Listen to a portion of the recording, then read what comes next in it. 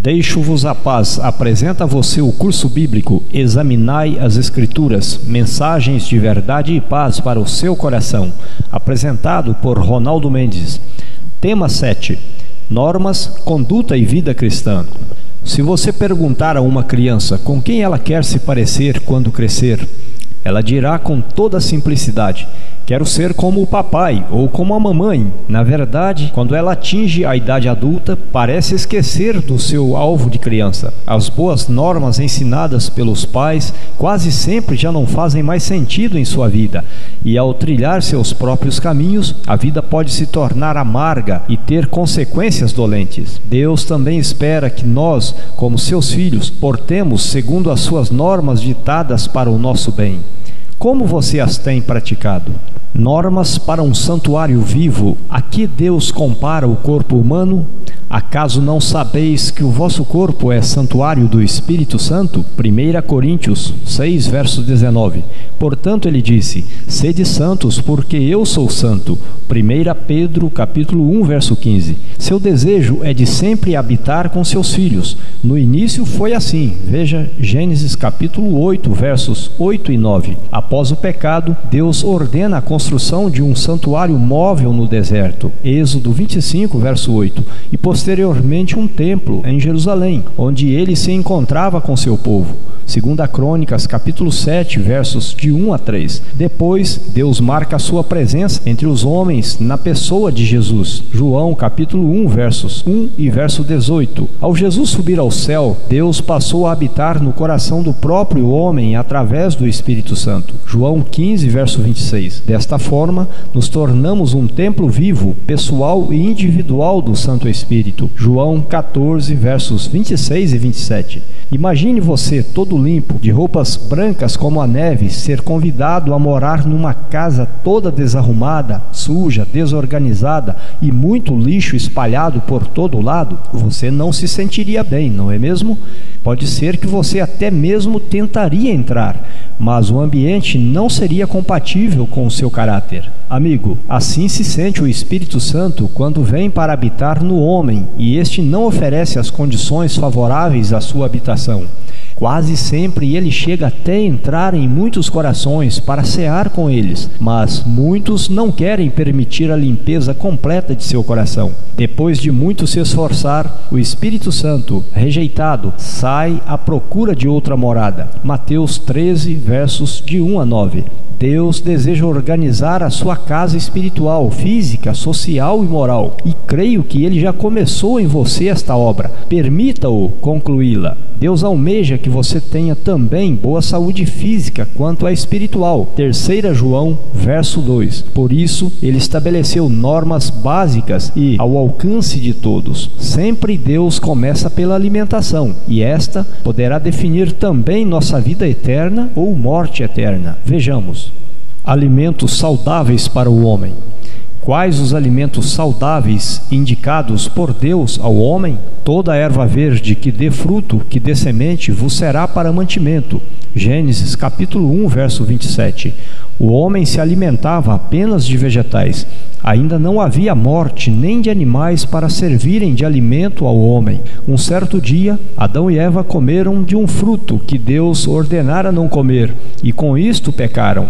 Gênesis capítulo 2, verso 17.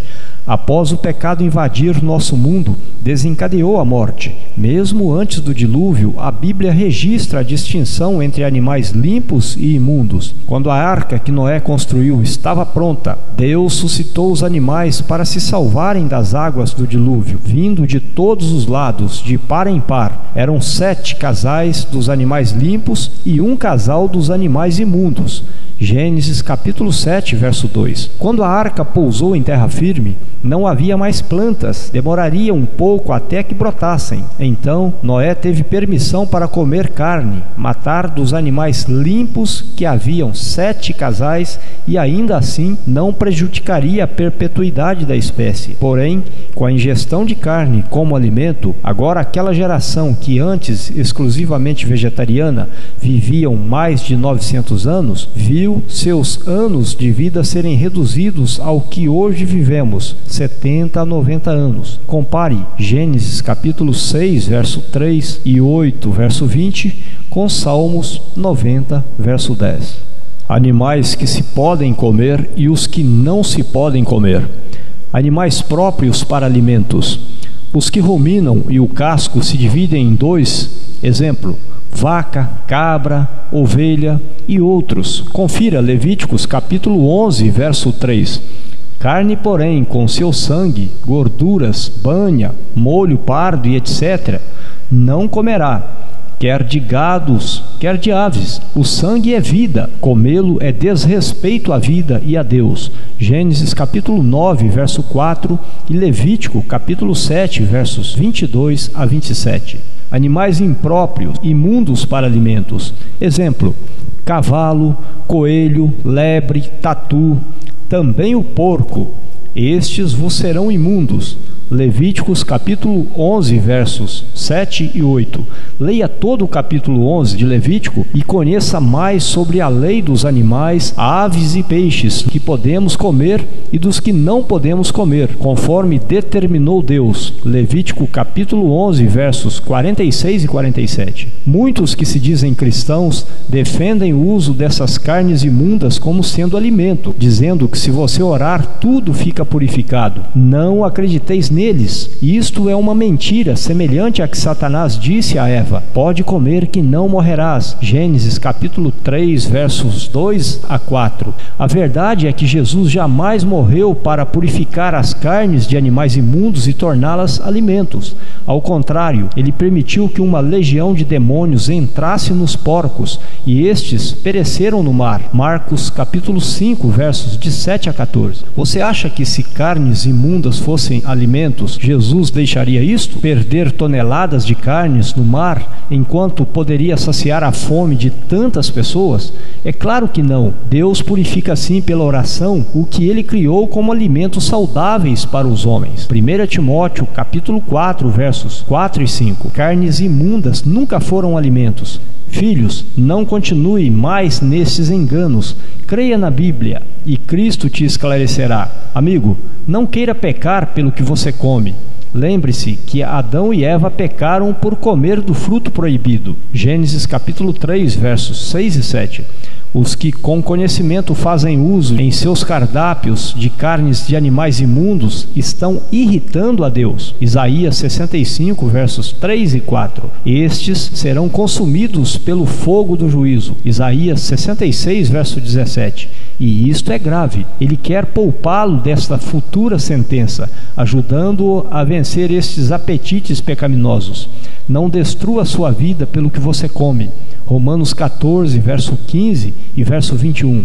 Confie no poder de Jesus e ajude a outros também.